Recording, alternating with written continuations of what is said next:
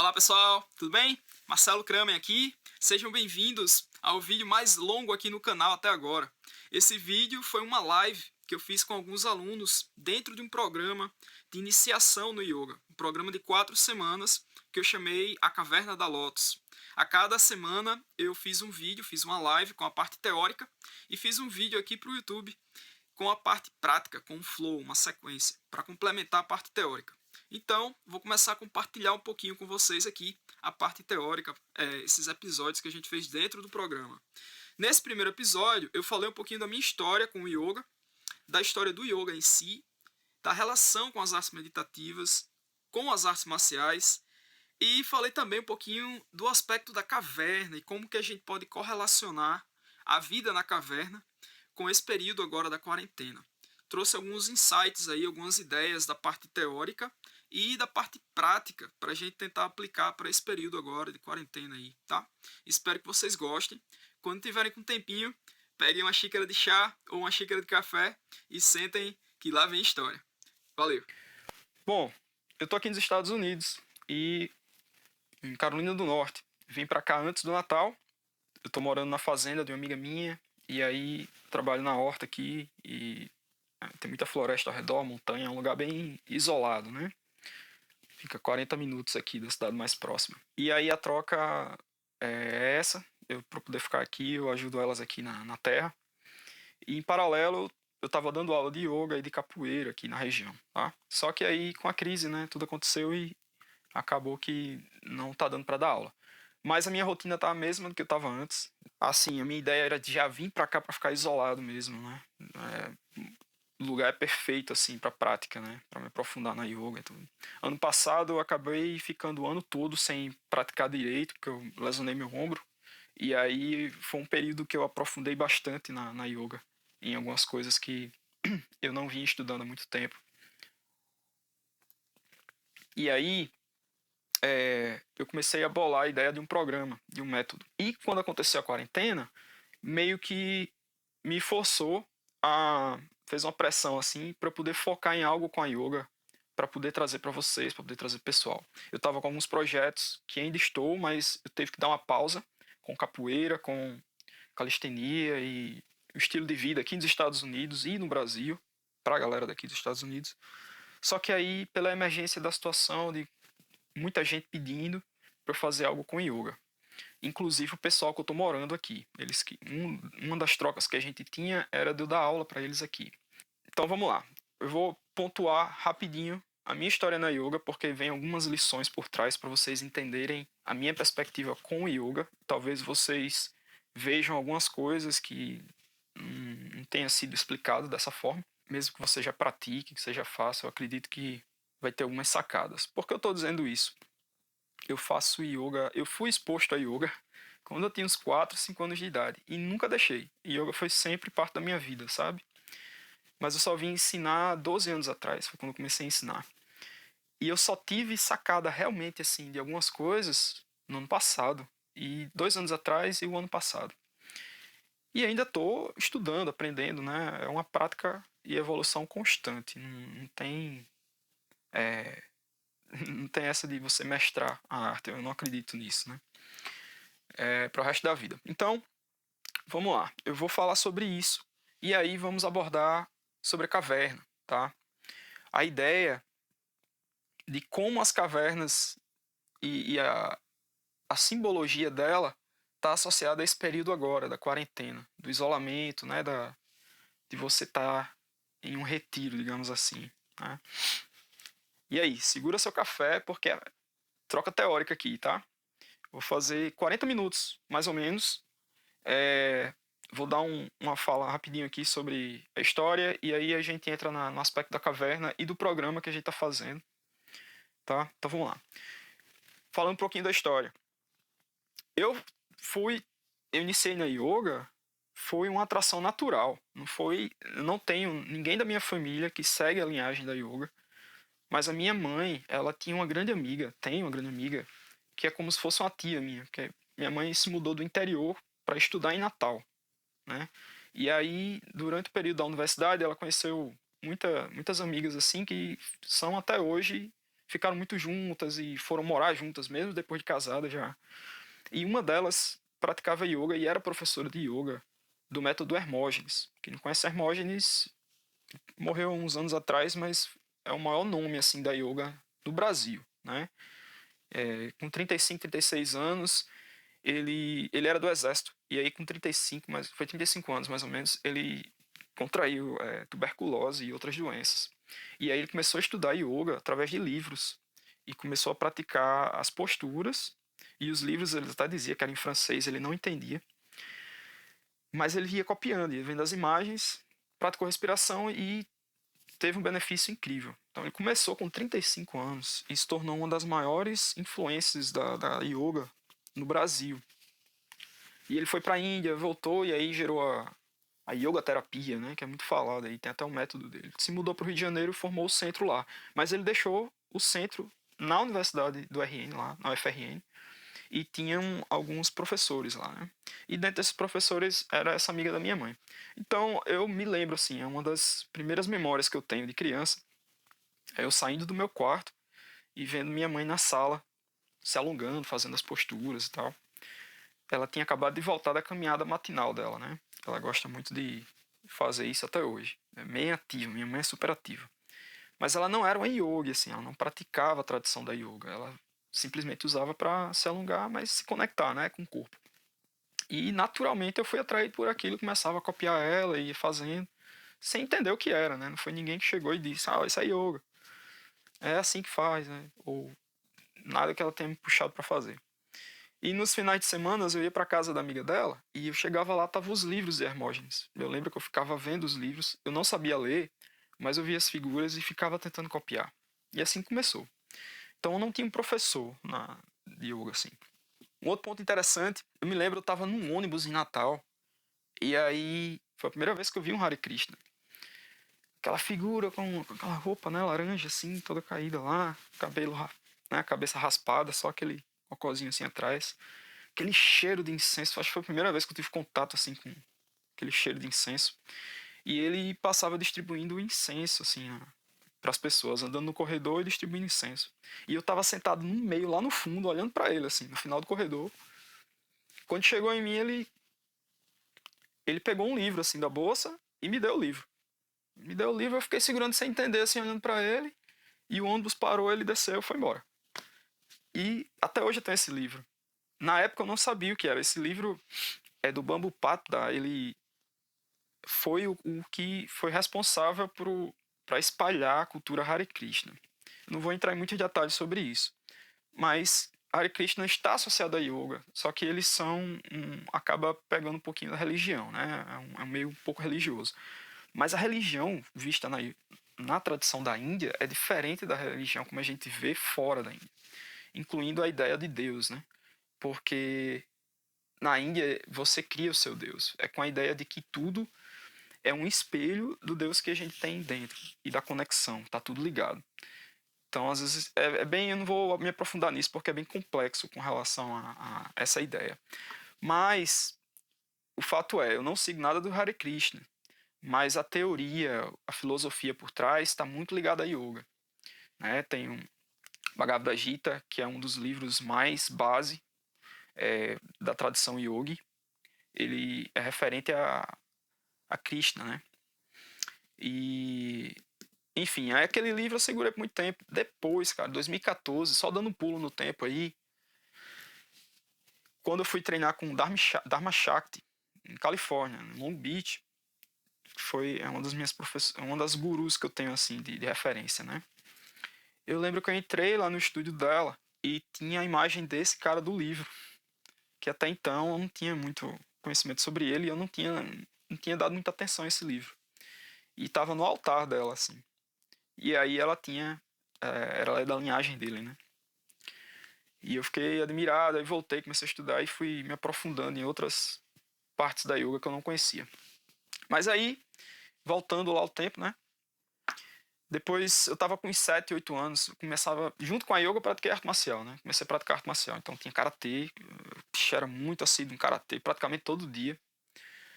Até que eu fui para uma competição, e nessa competição eu lembro, tava no comitê, e eu dei um soco no cara, assim, ele caiu duro, né? E todo mundo, né, professor na época, todo mundo ficou vibrando. E eu me sentindo mal. Eu fiquei me sentindo mal, cara, aquele negócio. Fiquei meio decepcionado, assim, principalmente com a reação do povo, né? Aí eu meio que fiquei desgostoso, assim. Isso eu tava pra pegar a preta no karatê. E eu saí do karatê, deixei. Não era assim minha vibe, sabe? Não aquela coisa agressiva. E vocês vão entender isso depois. Talvez em outra live eu possa abordar melhor. Mas o fato é, eu deixei a arte marcial assim por 1 ano, 2 anos mais ou menos. E aí foi quando eu vi o que eu chamo do meu pai adotivo, o velho, né? Que ele é um mestre de arte marcial japonesa e um mestre zen. E foi quando eu entendi a união da yoga e da arte marcial. E antes de eu encontrar com ele, e nesse período do karatê, uma das minhas influências foi o Street Fighter, né? Pra quem conhece Street Fighter, né, o videogame, eles fizeram a animação em 92, que é o Street Fighter 2. Inclusive deve estar no YouTube, que é muito bacana, porque eles foram a fundo na história da arte marcial. E aí volta para Bodhidharma, que Bodhidharma foi o 28º patriarca. Falar de Bodhidharma vai ser outra live, em outro momento, mas eu vou dar uma brecha. Bodhidharma foi o responsável para levar o conhecimento da yoga e do budismo da Índia. Ele foi o 28º patriarca depois de Buda. Então, depois de Buda, ele foi o 28º na geração. Saiu, foi para a China e começou a ensinar na China. Ele chegou no templo Shaolin, que é considerado o coração das artes marciais, né? Então, a base do Tai Chi, do Kung Fu, do Qigong e do Zen veio daí. Bodhidharma levou o conhecimento da yoga e da meditação para a China, e da China espalhou para o Japão. Chegou no Japão, a yoga e o conhecimento esotérico, os guerreiros do Japão abraçaram, né? E levaram para outro nível. Tá? Enfim, então o Bodhidharma foi representado na animação do Street Fighter. E os dois personagens principais eram Ryu e Ken. Né? Ryu e Ken eram karatecas, mas aí estavam aquela sede de luta, né? E eles vagavam pelo mundo para tentar aperfeiçoar a técnica deles e para lutar com a negada em diferentes culturas. Então o desenho mostra eles indo para Tailândia, indo para China, vão para Índia, vão para todo canto do mundo, na Europa. Quando eles chegam na China, eles encontram um velhinho lá que apresenta Ryu sobre o Qigong, né, a condição da energia, trabalho e manipulação da energia. E fala da ligação com a yoga. E aí ele cita Dalsin, que é o yogi lá. E ele acaba indo para a Índia e eles vão a uma vila dentro da floresta lá, tem que pegar a lancha e tudo. Bem isolado. Quando eles chegam na vila, Dalsin, ele é representado, Dalsin é o yogi, né? Muito forte, assim, todo rasgado, mas aquele monge, clássico monge. Assim. Ele tá meditando em cima de uma pirâmide que tem lá na escada. Os olhos fechados, assim. Ryu e Ken chegam perto dele e ele fala que ele já sentia que eles estavam vindo. Ele sentia que as bestas estavam chegando. E ele se referiu a eles como bestas porque eles tinham essa sede de luta, né? E aí ele recusa ensinar para eles. Eles acabam ficando por lá mesmo. Acampam lá e ficam uns meses. Ajudam o pessoal da vila, né? Começa a trabalhar na horta, começa a ajudar no geral lá na vila. E depois de um tempo, aí Dalsin vê que eles têm um coração bom, né? E começa a ensinar eles. Ensinar a parte da meditação. Então Dalsin mostra para eles a importância de acalmar a mente e todo o processo meditativo. Ali foi a primeira vez que eu vi uma relação da yoga com a arte marcial. E quando eu encontrei o velho, aí foi quando eu entendi. E nunca deixei, né? Então, até aí eu estava com uns 15, 16 anos. Treinei até quando estava em 2006. Eu queria abrir um dojo para poder ensinar.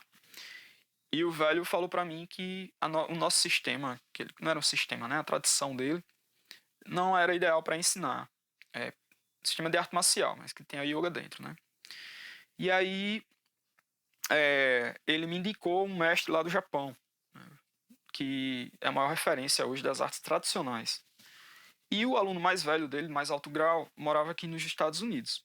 E por uma série de outras coincidências, por questão acadêmica e várias outras coisas, eu acabei vindo para os Estados Unidos no primeiro ano para ser babá. Eu posso contar essa história depois também, porque é outra longa história. Mas desde 2007 que eu comecei a ficar indo e vindo, né, dos Estados Unidos. No total, morei aqui quase 10 anos agora. Não direto, né, entre os períodos de pausa aí. Então, eu comecei na yoga de forma natural, mas o que me levou a ensinar foi justamente o meu sensei aqui dos Estados Unidos.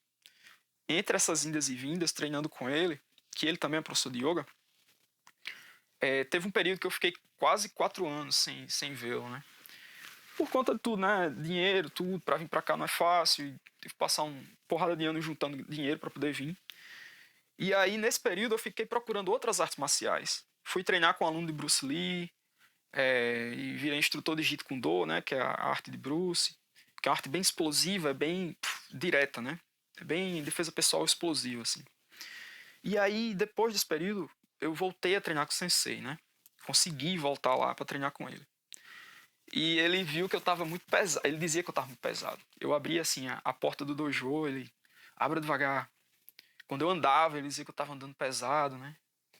E a minha fala estava diferente também. E aí ele falou que eu não ia mais ensinar arte marcial. Ele pediu que eu ensinasse, ele disse, está na hora de você ensinar yoga. E aí ele me deu o passo a passo de como ensinar uma aula de yoga. Eu já ensinava aula de yoga junto com a arte marcial, né, desde 2008, mas nunca tinha ensinado só yoga. Aí quando ele falou isso, ele falou, procure algum professor de yoga que você se identifique para você treinar para poder ensinar. Porque eu não sou yogi. Eu uso a yoga para o meu benefício nas artes marciais. Eu sou um artista marcial. Mas eu não sou yoga, eu não dou aula só de yoga. Aí eu fui na procura, né? Aqui nos Estados Unidos mesmo. Na época eu passei uns meses aqui e acabei indo para Califórnia e foi onde eu encontrei Dharma Shakti, que foi uma das minhas maiores referências e é até hoje, né?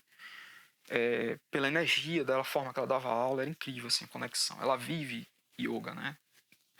Enfim, isso foi em 2014. Então, 2014 para cá é que eu tenho realmente ensinado e dedicado só a yoga. E o impacto que eu vejo nas pessoas é que me levou a... Foi um choque, assim, para mim, né?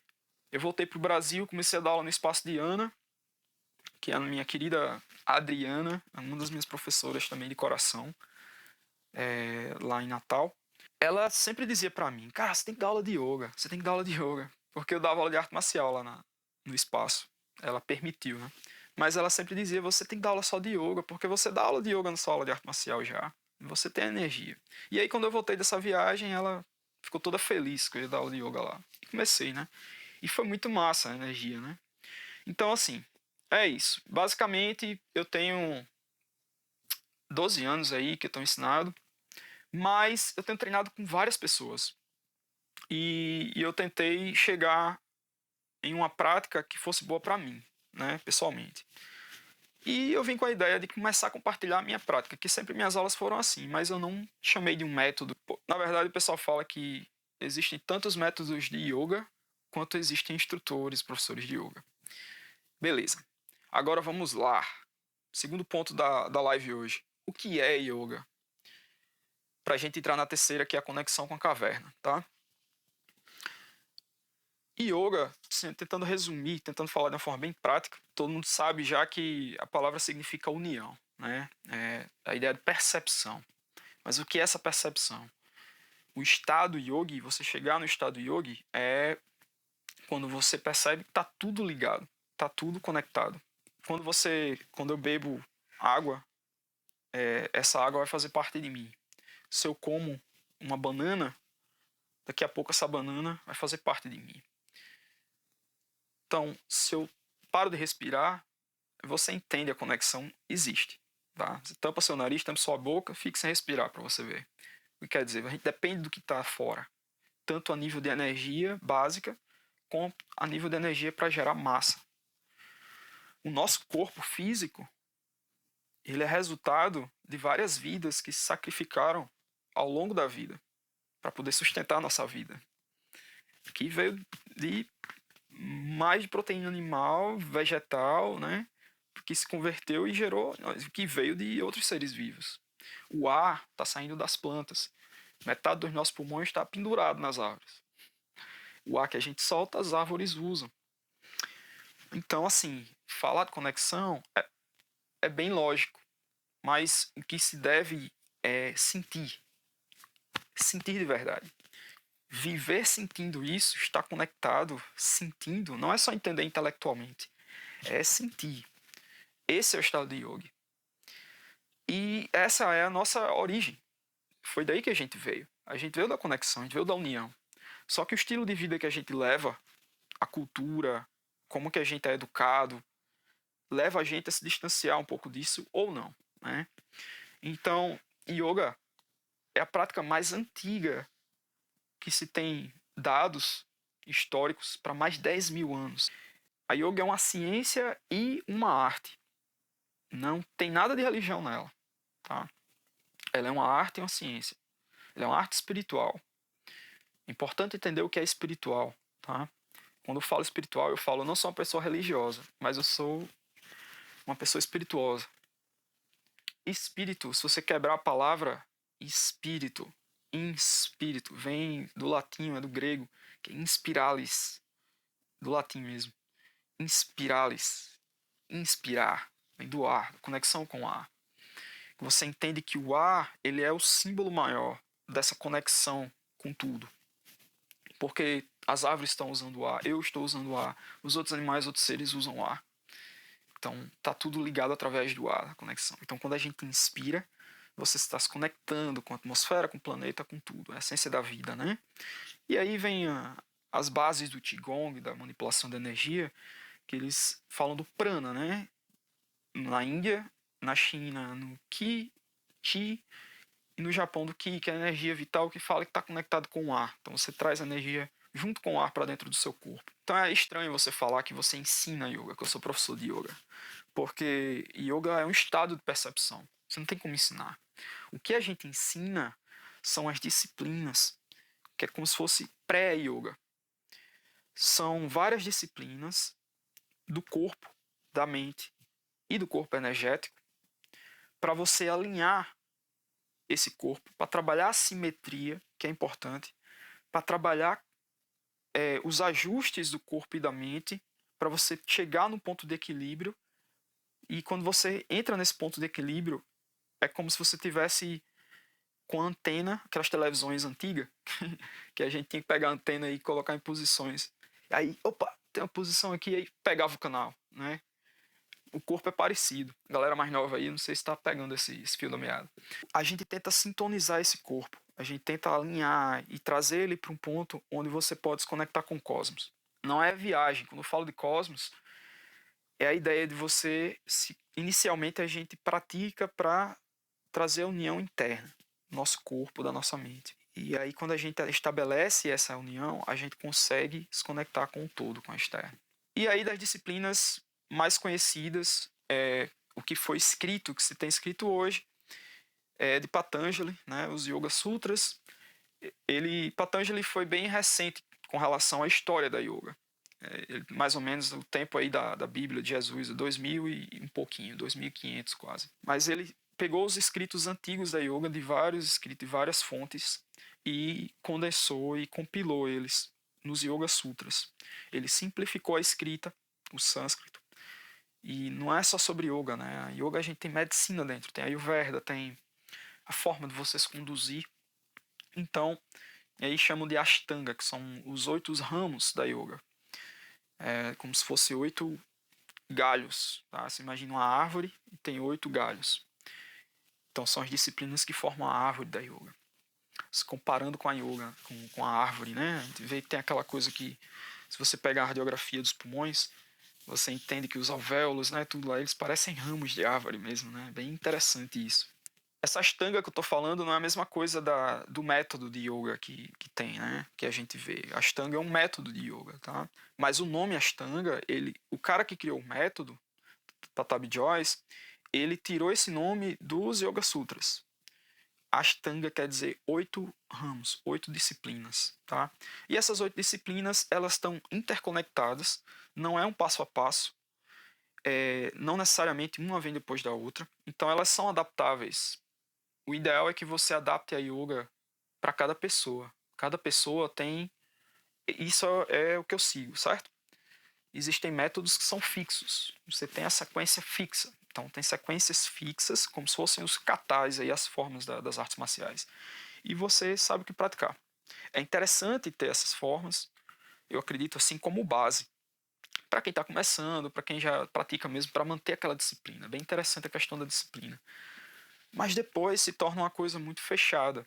Então, por isso que eu sou mais adepto da ideia do flow. Tão falado flow, que eu não vou entrar em muitos detalhes agora. Mas o flow é quando você está, né, fluindo. Então você está entrando de uma postura para outra e unindo o movimento com a respiração. Tá? Basicamente isso, falando do aspecto físico. Existe outro aspecto psicológico, mental aí, que eu vou ter que falar em outra live, que é muito importante. Então, essas disciplinas trabalham o corpo, trabalham a respiração, trabalham a mente, trabalham a forma que você se conduz, a forma que você reage às coisas que acontecem com você, a forma que você interage com o ambiente externo de uma forma geral. Tá? Isso tudo é yoga. Isso tudo são as disciplinas que levam você, que podem levar você ao estado yogi, ao estado de percepção, que é o estado maior, que eles falam que é o último estágio dos Ashtanga, dos 8 ramos, que é o Samadhi. Né? No budismo eles chamam do Nirvana. A ideia é que você não fique, eu vou praticar porque eu quero chegar na iluminação no estado de percepção. Não, isso é consequência. Tá? É a mesma coisa as pessoas que querem aprender a meditar e elas ficam com a mente fixa só na meditação. Mas para você chegar no estado meditativo, você tem que trabalhar no seu corpo. Você trabalha nesse alinhamento, você trabalha em soltar as partes do corpo que estão travadas, em abrir mais o peito, em trabalhar o alinhamento da coluna.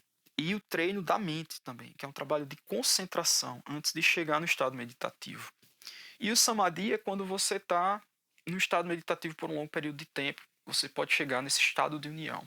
Então, por mais que você não chegue, passe a vida toda praticando yoga e não chegue nesse estado de percepção, só de você estar trilhando e de estar seguindo as disciplinas, estar se refinando, você está se aperfeiçoando a cada dia. Você está se tornando uma pessoa melhor e mais conectada com tudo. Então, não importa o que você faça profissionalmente, de que país você é, de que lugar, qual é a situação física, não importa.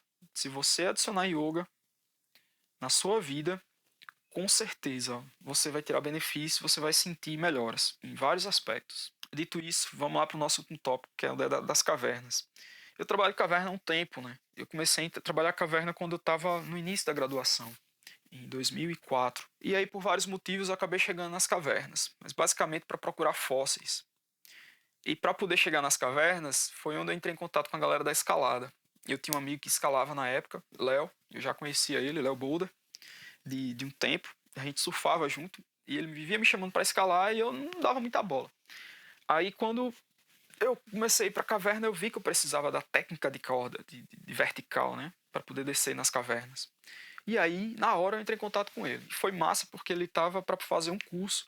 E aí a gente acabou fazendo o curso junto. Aí eu vi a relação que tinha escalada, caverna, com tudo que eu vinha fazendo, de yoga. E a ideia da caverna ela é aquela ideia mística para mim. Porque a gente tem muitos exemplos, histórias de mestres, de gurus do passado que foram se retirar em caverna, em florestas, em montanhas, mas tinha muito caso de caverna. Bodhidharma foi um deles. Bodhidharma passou um tempo, diz que 9 anos, em uma caverna próximo ao templo Shaolin, para tentar chegar à iluminação. E depois foi que ele saiu e começou a ensinar o que ele aprendeu para o pessoal do templo. E aí foi a base do Kung Fu, das artes marciais, o Tai Chi, Qigong e do Zen budismo, que era chamado de Shan budismo lá, ainda é, lá na China. Então, caverna sempre teve esse aspecto. Lá no Japão também tem muitos exemplos de mestres das linhagens que a gente segue, que foram para a caverna, se isolaram, né, para buscar. Tem Musashi, nos últimos tempos de vida dele, ele se isolou na caverna e foi onde ele escreveu o livro dele, que inclusive é uma das maiores referências de estratégia hoje, né, o livro de Cinco Anéis. Ele escreveu em uma caverna. Mas quando eu comecei a explorar a caverna, aí foi onde eu vi a utilidade prática da yoga, a nível físico, porque eu passava por muito canto apertado, né? E ficava preso. Tem casos aí que eu fiquei preso mesmo em caverna. E até passou na minha mente assim de caramba, eu vou ficar aqui uns dias, ficar mais magro, aí eu consigo passar pelo buraco de volta. Pra ter ideia da situação, né? Mas acabei dando um jeito e passei. Meus amigos, a gente explorava a caverna, chegava até um ponto, eles ficavam, não conseguia passar porque tinha um buraco pequeno, ou tinha uma passagem lá em cima, eles não conseguiam escalar e me chamavam, né? Marcelo, vem cá. Eu olhava, escalava e passei pelo buraco, aí abria aquele salão massa. E isso me levou a achar muita coisa diferente, né? Acabei encontrando fósseis, animal mesmo que... E ir para lugares que ninguém nunca tinha pisado. Isso era uma coisa muito louca. Então, qual é a relação caverna com esse período que a gente tá agora, quarentena? E toda essa coisa do corona. Ir pra caverna é como se nessa quarentena a gente tivesse vindo pra caverna. Sadhguru, um dos gurus que eu tô treinando aqui, ele falou assim, disse, essa quarentena, esse vírus foi um presente para os gurus, porque todo mundo teve que entrar no retiro. Retiro forçado, né? Mas ainda assim. Vários gurus, especificamente da yoga agora, eles passaram por períodos de meditação por dias, semanas. Existem casos e casos, pessoas que sentaram para meditar e ficaram por semanas. Como é que o corpo consegue ficar na situação sem comer, sem beber água? Isso é o que traz a yoga ser ciência, mas ela também tem um lado místico, né? Que quando a gente fala de místico, é porque a ciência ou o nosso racional, a forma que a gente explica as coisas, tem muita coisa que ainda não é explicável. Não tem como, não é palpável a nível de provas, né? Você apenas sente.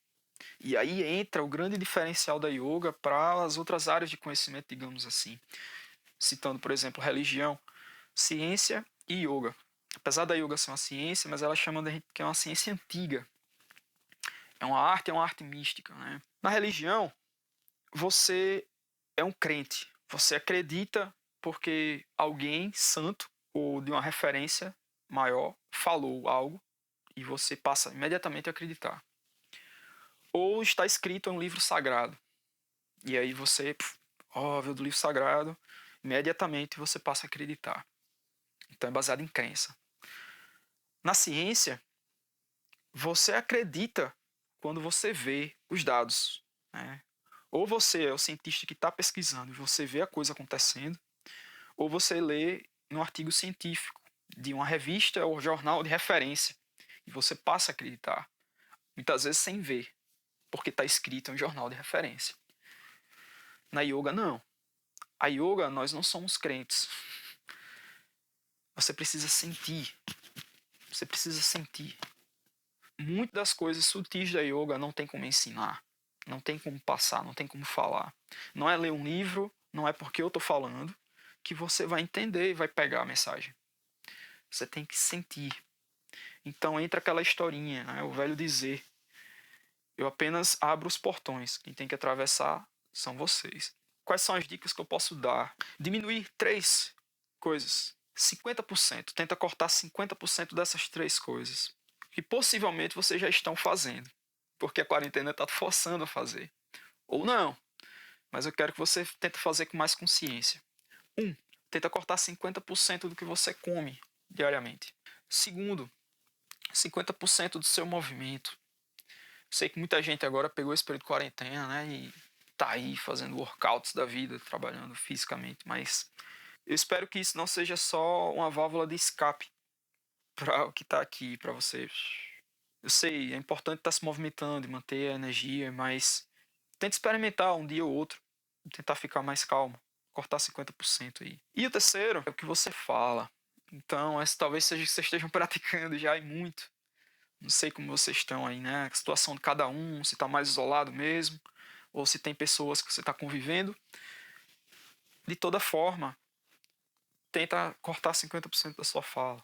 Então, tenta cortar esses 3, diminuir um dia ou outro, tenta experimentar por uma semana. Só veja o que você sente, reflexo. Seja consciente do que você está comendo. Quando a gente corta 50%, não é só cortar, mas é prestar atenção no que você está comendo. tá? E essa é uma dica que eu dou para meus alunos sempre. É o que eu faço para mim. Eu, desde muito tempo, desde criança, que eu me toquei disso e não, eu tento cortar tudo que é de artificial, o máximo que eu consigo. Não é para ser extremo, né? Uma vez ou outra a gente sai do ponto, mas na maior parte do tempo, na sua rotina, tenta cortar alimentos que são artificiais. Basicamente isso. O que eu quero dizer com artificial? Sei lá, coisas que envolvem cor, que tem corantes, coisas que são puramente industrializadas. Tenta comer mais comidas naturais e, de preferência, mais de fonte vegetal. Por quê? É mais longe da gente, tá? Quanto mais próximo, biologicamente, evolutivamente falando, da gente, principalmente de fonte de animais, é mais complexo para a gente digerir, em vários aspectos. Quanto mais complexo o alimento que a gente come, no caso os animais que têm um sistema nervoso desenvolvido a mais, né? Ele vem carregado de emoções. Essa carne dele vem carregada de emoções. E se for industrializada, então, tem nem o que falar, né? Quantidade de tensão, de estresse, de terror que aquele animal viu antes de morrer. E a vida que ele levou, como é que era. Aquela energia vai para algum lugar quando a gente come. Então, minha sugestão é tente diminuir carne. Se possível, tenta cortar. Quando praticamos yoga, diz que a gente tenta voltar e ser mais normal ainda. Quando você está nesse estado de conexão, você é simplesmente um ser vivente nesse planeta, como qualquer outro. Ser normal é a chave, tá? Basicamente isso. Então, essa é a minha forma de tentar ajudar, porque na yoga a gente vem muito com esse aspecto de tentar causar um impacto no mundo, né? E eu já vinha com essa ideia de fazer as coisas acontecerem online muito antes da quarentena. Há 2 anos já que eu vinha pensando nisso. Comecei a estudar, comecei a investir, né, tempo, dinheiro nisso. Mas em janeiro foi que eu comecei realmente. E eu estava ainda evoluindo com relação a esse programa. Então esse programa é piloto, é um programa teste que eu estou fazendo, do programa base da primeira fase de um programa maior. E a primeira fase era caverna. E aí quando rolou a quarentena foi perfeito nesse sentido, porque foi a situação de trazer para a caverna. Então, para acabar essa live, eu vou deixar vocês com a mensagem e com a pergunta, tá? Quem quiser interagir, quem quiser compartilhar, eu quero que você encare a caverna. É a ideia de você vir para dentro. É como se você estivesse voltando para a barriga da mãe, tá? A gente vai falar mais disso nos outros domingos. E é importante que você encare, para entrar na caverna, geralmente a gente tem um guardião, tá? Tem alguma coisa que protege essa caverna e essa coisa nos causa medo. Então, o que é que está te causando medo para olhar para dentro? A maioria das pessoas tentam buscar fora. A yoga nos ensina a olhar para dentro. As coisas muito figurativas, né? Muito vago assim, né? Falar uma coisa, olhar para dentro. O que é que quer dizer isso? Bem simples. Simplesmente sente e feche seus olhos. Feche os olhos. Automaticamente você se fechou ao mundo externo. Traz atenção para a respiração. E eu vou falar mais disso na prática. Então a prática física, ela é a base para a gente começar a se conectar mais com esse corpo, tá? Eu vou falar mais da prática em si na próxima live, tá? Então, entre na caverna. Não tenha medo. E essa é onde está a nossa força maior. É onde está o nosso... Se a gente não estiver feliz quando a gente está sozinho, tem algum problema com a gente. Tem um problema com você. Então, tente resolver esse problema. E a forma de resolver esse problema é se autoaperfeiçoando. É olhando para dentro. Eu vou te dar as chaves. Eu vou te dar as chaves do portão, como eu falei. Mas você tem que atravessar. Você tem que fazer um compromisso para você. Eu estou aqui fazendo minha parte. Eu espero que vocês façam a parte de vocês. Eu estou aqui para ajudar, tanto em incentivo, como em técnica, como sendo amigo. E, na medida do possível, eu vou tentar estar dando atenção pessoalmente para cada um. Por isso que eu queria ter um grupo fechado, para eu dar mais atenção. Mas vai de cada um, certo? Então, é isso, pessoal. Eu espero que... Isso foi só para dar uma introdução. Então toda semana vai ter uma live aqui na segunda. E vai ter uma sequência pra gente fazer. Eu vou parar agora, que a gente vai entrar... Eu vou entrar na postura, na sequência, tá? No flow dessa semana. E é isso, beleza? Façam perguntas aí se quiserem alguma coisa para ser respondidas. Que aí na outra segunda, na próxima live, eu faço. Eu posso trazer as perguntas mais relevantes assim, tentar responder aqui, tá? E a gente vai aprofundar um pouquinho mais depois. Obrigado pela presença. Eu espero que tenha feito algum sentido para vocês. Sejam bem-vindos a quem quiser seguir essa jornada comigo. Tá só começando. São 4 semanas, mas isso vai ser só para aquecer para quem quiser seguir adiante depois, tá? Pra gente passar essa quarentena aí. Ok, pessoal. Abraço. Namastê. Saúde para todo mundo aí. E até a próxima.